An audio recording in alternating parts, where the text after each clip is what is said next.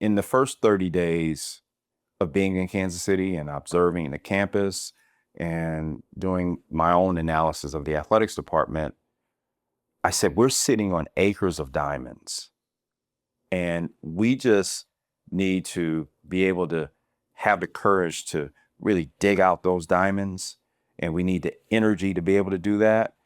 And so I felt that we needed a visual identity that would resonate in Kansas City and energize not only our fans, not only our donors, not only our alumni, but energize that kid that's in 7th, 8th, 9th grade, and they see that visual and they see that cool Roo, and they say, wow, okay, yeah, I want to learn more about that. That's cool. I want to wear some swag. I want to wear a t-shirt. I want to wear a hoodie, and wear it with pride. And so it was one of those things that I knew that was a priority, and it was a huge step that we had to take as an athletics department to get our brand out in the KC community. What made you decide it was time to kind of take this operation to the next level? Because right now people are just looking at the coaching change, but there's a lot more going on than just the coaching change to take Kansas City basketball to the next level. So talk to me about your player yourself. There must have been a moment where you said, hey, it's kind of time to elevate this thing. We're ready for it.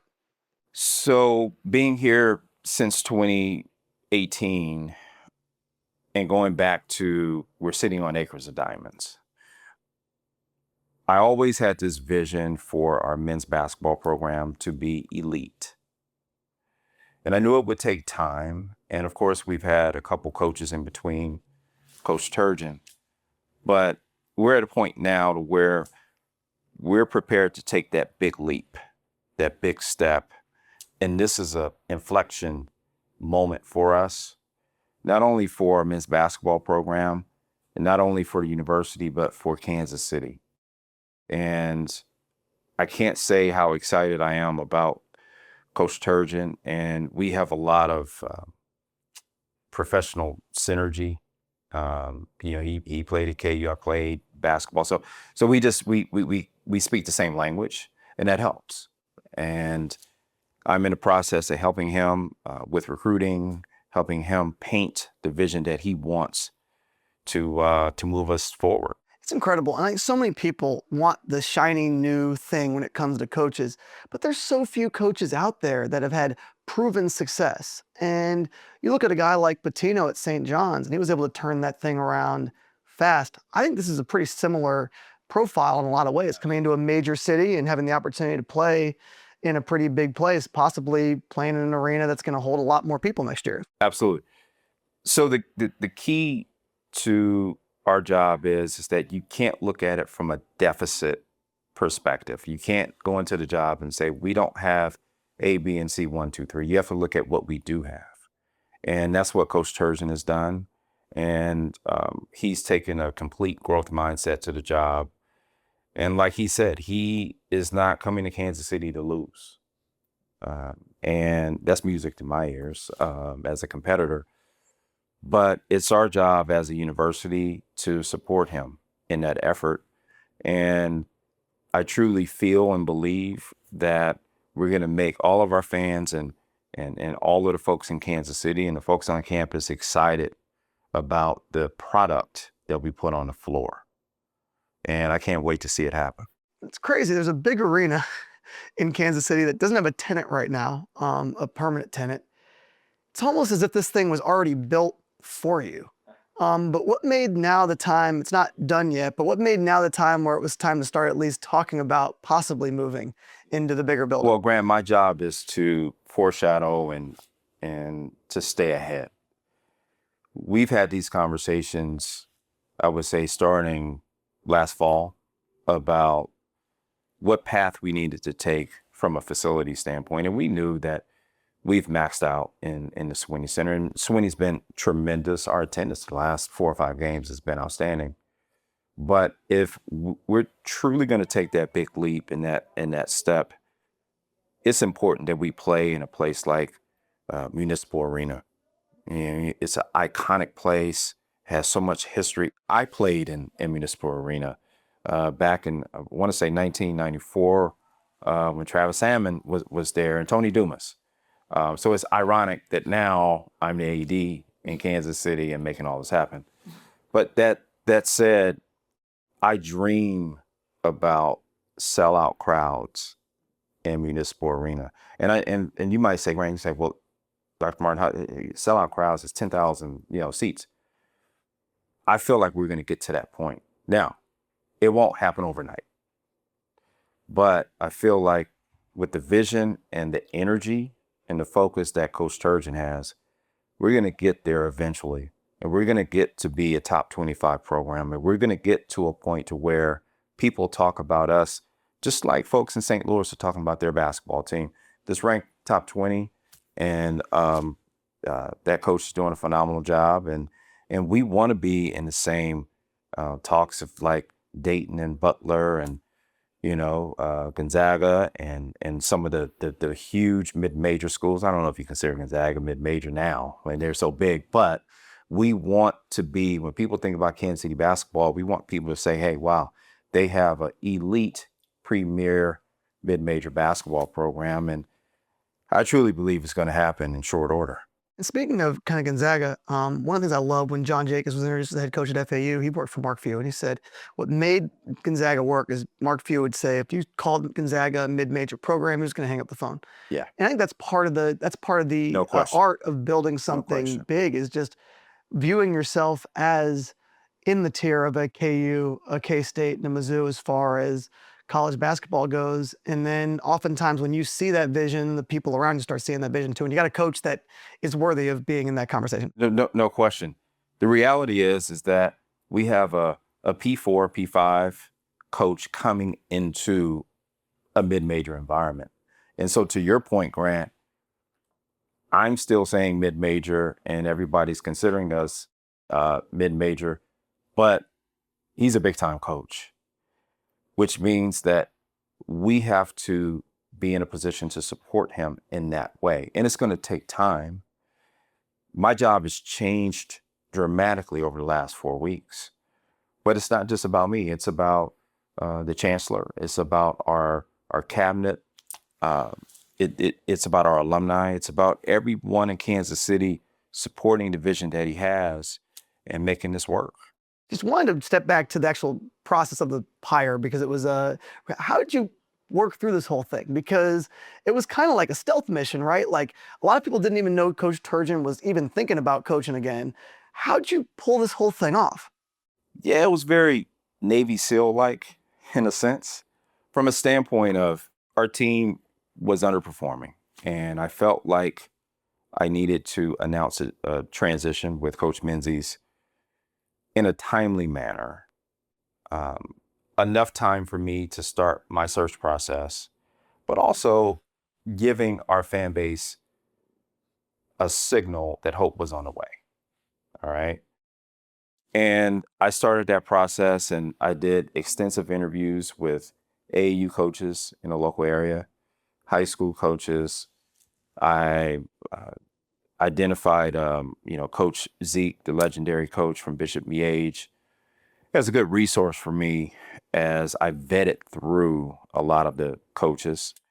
And, I had, about 3 or 4 coaches that I really liked, and, wasn't really quite sure if they were the right fit for Kansas City. Good coaches, right? But I wasn't sure if they were the right fit. And Coach Turgeon's name just continued to rise to the top of the list. And we've had over 30 conversations in the span of about 2 weeks. And I had the opportunity to visit him in Maryland, and met his wife, Ann, and we had a great 90-minute meeting that went well. And we talked about his vision. We talked about some of the goals that I have for the program, and it progressed from there. It moved very quickly from that point. After the visit to Maryland, it moved very quickly.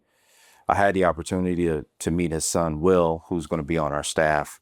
And he's a clone of his dad. He's just a grinder, a worker. He's really good with analytics, and obviously committed to his dad's vision. Yeah, we met in Dallas when I met Will. And that's when Coach told me he was all in, and it was a surreal experience for me. What was the first conversation like? Because was this something where he saw the vision immediately? Coach is a very smart man. This is not his first rodeo. He's done this before. I feel like Coach wanted to fill me out. He wanted to hear my vision. He wanted to see the alignment. And um, I feel like our conversation was productive enough for us to continue. And it's sort of like playing chess, right? The first conversation was him asking me a question. I respond. I ask him a question. And you have to, without knowing a person, you have to, kind of get a feel through type situation. But each conversation got better, and we started to get into some deep basketball discussions that typically most athletic directors and prospective head coaches don't talk about. And I feel like we started to get some synergy and gain some traction and alignment. That's what it's all about, Grant. This is about alignment with your head coach and a person like myself, and building something together, not building it separately. And we got to a point to where we were on the same page and had the same goals and wanted to get to the same place, and it worked out. I think there's just a few things that are awesome there. First thing, it's like very healthy that it didn't everyone took their time and really making sure this was the right thing. I think a lot of times in these processes, because they are over rushed, someone gets very excited in one conversation and they kind of get into a very salesy mode, and then the results aren't actually very good once. Grant, do you know how good I feel that it's March now? They call it March Madness for a reason. That I don't have to get on an airplane and go see a coach. I don't have to call and try and convince, you said salesy, convince a coach about my job. I have my guy now. And we're having conversations about winning. That's what it's about, Grant. And I feel good about the way that I handled the process. I was proactive and versus reactive, and we're in a good position. He's gonna have a high school recruiting class. That's the other thing. He's been able to recruit. So he's got he's been talking to high school kids since he took the job, and the portal's a little easier when you at least have a few foundational guys you've already recruited on the team. We're going to have kids on campus as early as next weekend. And so the advantage for him is that he's gotten a head start.